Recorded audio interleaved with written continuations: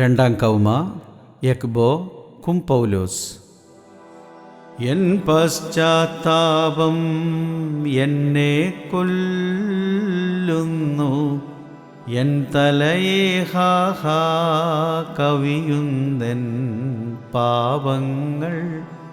N സഹജന്മാരെ എന്തിഹ ചെയ്യേണ്ടു, കാത്തമരുന്നെന്നെ N പാപം വിധികേ.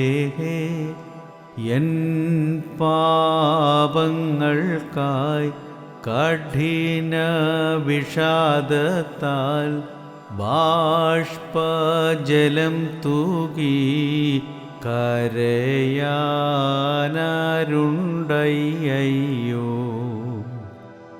അവിടനുതാപം കൈ കൊണ്ടിടാതീരെ, പാപം ചെയ്തോ ഞാൻ ഭാഗ്യം കെട്ടോൻ താൻ.